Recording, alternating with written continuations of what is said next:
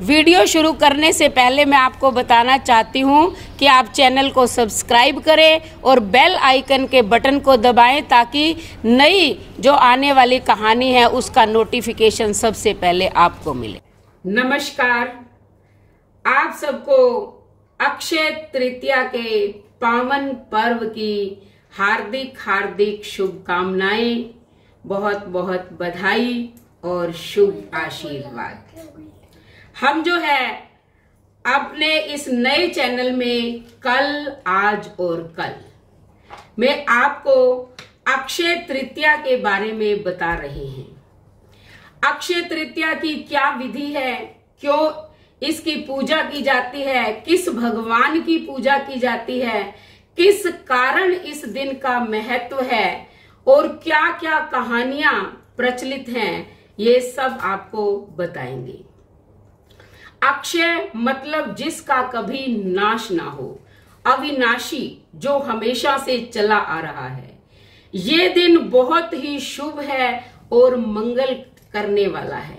जो भी व्यक्ति इस दिन कोई भी मांगलिक कार्य करता है तो उसका संपन्न हो जाता है और सभी सिद्धियां जो है उसे प्राप्त हो जाती हैं। तो इस वर्ष जो है अक्षय तृतीया पर 6 राजयोग बन रहे हैं। अगर आप शुभ मुहूर्त में पूजा अर्चना करते हैं तो आपकी सभी मनोकामनाएं पूर्ण होती हैं। अक्षय तृतीया जो है उसका शुभ मुहूर्त 25 अप्रैल 11:50 से लेकर 26 अप्रैल 1:21 तक है। इस बार हिंदू पंचांग के अनुसार अक्षय तृतीया रोहिणी नक्षत्र के साथ होने के कारण सारा ही समय इसका शुभ ही शुभ है। आप किसी भी समय जो है पूजा अर्चना कर सकते हैं, कथा सुन सकते हैं। इस अक्षय तृतीया के अंदर क्या क्या दान किया जाता है, आपको पता है कि अब वसंत ऋतु की समाप्ति हो रही है और ग्रीष्म ऋतु का आगमन हो रहा है। इसलिए लोग घड़े, पंखे, मीठा जल, दूध, दही, अनाज, मिठाइयां सब का दान करते हैं। आज के दिन जो भी जितना भी दान करता है उसे करोड़ों गुना अधिक फल जो है प्राप्त होता है। उस पुण्य का कभी भी नाश नहीं होता। कई जन्मों तक व्यक्ति को इस पुण्य का फल मिलता रहता है। अब इस व्रत की विधि क्या है? इस दिन आप सुबह उठें, जल्दी सूर्य निकलने से पहले स्नान आदि करके स्वच्छ वस्त्र धारण करें और भगवान विष्णु, लक्ष्मी व गणेश जी इनकी पूजा करें। गणेश जी की पूजा तो हम प्रत्येक व्रत त्योहार पर करते ही करते हैं, क्योंकि वो प्रथम जो है हमारे देवता हैं। इस दिन भगवान विष्णु और लक्ष्मी की पूजा का विधान है। तो आप धूप, दीप, नैवेद्य, रोली, मोली, जो भी फल, मिठाई आपको सुविधा अनुसार मिले, आप पूजा अर्चना कर सकते हैं। घी का दीपक अवश्य जलाएं, क्योंकि जो देवता है, अग्नि देवता है, वो प्रत्यक्ष देवता है हम जो भी कार्य संपन्न कर रहे हैं। आप जल का कलश भरकर रखें ताकि वरुण देवता भी हमारे कार्यों के साक्षी बने।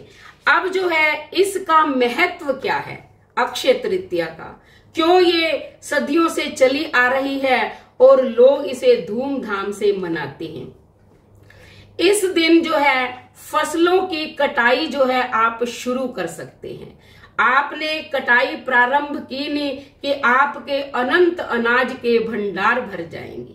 नंबर 2, इस दिन जो व्यापारी हैं, व्यवसाय करते हैं, तो वो अपना लेखा जोखा रखने की जो उनका बही खाता है वो आज के दिन इसी पुस्तक का प्रारंभ कर सकते हैं, जिसमें उन्होंने अपना हिसाब किताब रखना है। आज के दिन आप कोई भी संपत्ति खरीद सकते हैं, कोई वाहन खरीद सकते हैं। मान लो आपने कोई विवाह शादी करना है, आप उसकी योजना बना सकते हैं। आप बिना किसी ब्राह्मण या ज्योतिषी के पूछे इस दिन विवाह कर भी सकते हैं, क्योंकि ये अबूझ सावा है। इस दिन किसी के पूछने की कोई जरूरत नहीं है। इस दिन जो लोग सोना चांदी खरीदते हैं, चाहे उनके बर्तन खरीदते हैं, गहने खरीदते हैं, तो ये सौभाग्य के साथ साथ संपन्नता का भी प्रतीक माना जाता है। वो अक्षय हो जाते हैं, उस परिवार के अक्षय भंडार हमेशा भरे रहते हैं। इस दिन का एक महत्व ये भी है कि इसी दिन भगवान विष्णु के छठे अवतार भगवान परशुराम का भी जन्म हुआ था। परशुराम जी को आप सब जानते हैं, जो क्षत्रियों के अत्याचार को समाप्त करने और न्याय स्थापित करने के लिए इस पृथ्वी लोक पर अवतरित हुए थे। तो परशुराम जयंती के रूप में भी इस दिन को मनाया जाता है। इसी दिन भगवान विष्णु का जो नर नारायण का अवतार है वो भी इसी दिन हुआ था। इसी दिन त्रेता युग का प्रारंभ भी माना जाता है।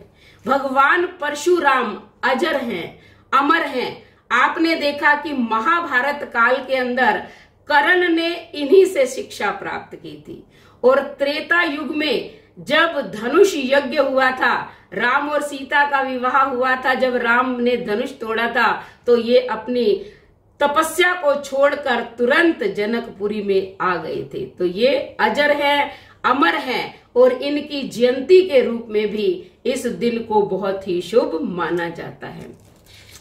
इस दिन की अनेक कहानियां हैं। जो व्यक्ति इन कहानियों को सुनता है, मान लो कोई व्रत नहीं कर सकता, कोई पूजा अर्चना नहीं कर सकता, अगर कहानी भी सुन लेता है तो उसे भी अक्षय फल की प्राप्ति होती है, उसे भी अनंत फल मिलता है। तो इसकी 3 कहानियां मैं आपको संक्षेप में सुना रही हूं। पहली कहानी है कि इसी दिन पांडवों को भगवान सूर्य ने एक अक्षय पात्र दिया था। वो पात्र ऐसा था कि वो भोजन से भरा ही रहता था, कभी खाली नहीं होता था।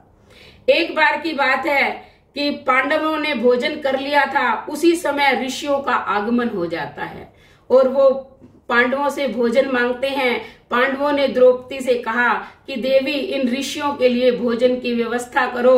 तो द्रौपदी ने कहा कि अब तो घर में कुछ भी नहीं है, क्या किया जाए। अब द्रौपदी तो भगवान कृष्ण की भक्त थी, उसने तुरंत भगवान कृष्ण को स्मरण किया और भगवान कृष्ण वहां अवतरित हो गए, उसके सामने प्रकट हो गए। अब भगवान कृष्ण ने कहा कि द्रौपदी क्या चाहती हो। उसने कहा क्या करूं, मेरे घर में ये ऋषि आए हैं और एक अन्न का दाना भी नहीं है। भगवान कृष्ण ने कहा वो अक्षय पात्र लाओ जो सूर्य भगवान ने दिया था। उसने कहा भगवान वो तो खाली है, कहते लेकर तो आओ। जब द्रौपदी लेकर आई तो उसमें एक चावल का दाना लगा हुआ था। भगवान कृष्ण ने वो चावल का दाना खाया और वो संतुष्ट हो गए, उनका पेट भर गया। उसी समय सबने अनुभव किया, जितने भी वहां ऋषि थे और भी लोग थे, सब जो है संतुष्ट हो गए, उनका पेट भर गया। इसलिए इस अक्षय पात्र के कारण भी इस तिथि को बहुत धूमधाम से मनाया जाता है। दूसरी कहानी ये है कि कृष्ण और सुदामा की मित्रता के बारे में आप सब जानते हैं, पूरा संसार जानता है। सुदामा जो है इसी दिन भगवान कृष्ण से दोबारा मिला था और उन्हें 2 लोक का राज्य मिला था। सुदामा की एक झोपड़ी थी, वो महल में बदल गई थी। इसलिए उसी दिन से इस दिन को अक्षय तृतीया के रूप में मनाया जाने लगा, क्योंकि भगवान कृष्ण ने 2 लोक का राज्य अपने मित्र को दे दिया था। अब मैं तीसरी कहानी जो है आपको सुनाने जा रही हूं। एक बार की बात है कि कुशावती नगरी के अंदर एक महोदय नाम का वैश्य रहता था। वो बड़ा ही सरल स्वभाव का था, दयालु था, खूब दान पुण्य करता था। उसके पास किसी चीज की कोई कमी नहीं थी। वह ब्राह्मणों के पास, ज्योतिषियों के पास, विद्वानों के पास हमेशा जाता था। एक बार किसी ब्राह्मण ने कहा कि कल जो है अक्षय तृतीया है, तुम भी उसका व्रत करो, भगवान की पूजा करो, तो तुम्हारे और ज्यादा जो है व्यापार में वृद्धि होगी।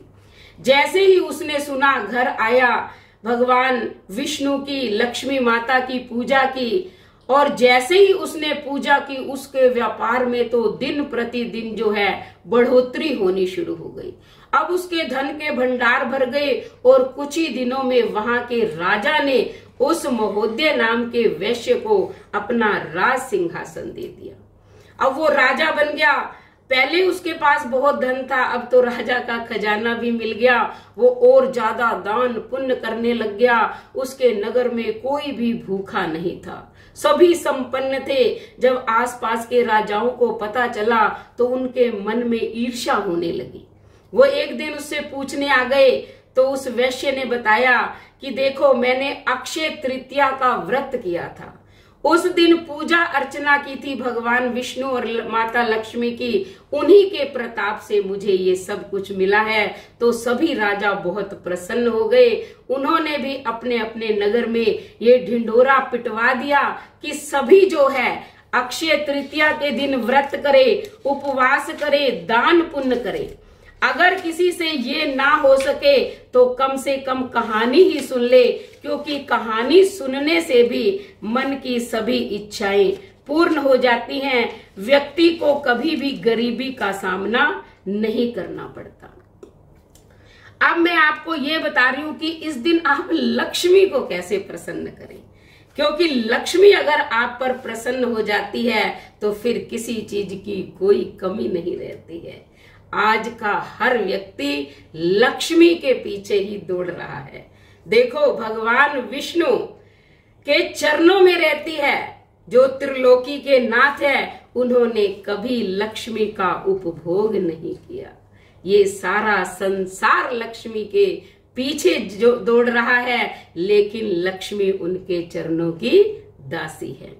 तो आप लक्ष्मी को प्रसन्न करने के लिए क्या करें? सुबह उठे, लक्ष्मी जी की फोटो है तो फोटो रख ले, लाल वस्त्र जो है नीचे बिछा दें, बिछाकर लक्ष्मी जी की मूर्ति रखकर जितने भी आपके घर के अंदर गहने हैं, चाहे वो सोने के हैं, चांदी के हैं, आप गंगा जल और दूध से उन्हें धो लें।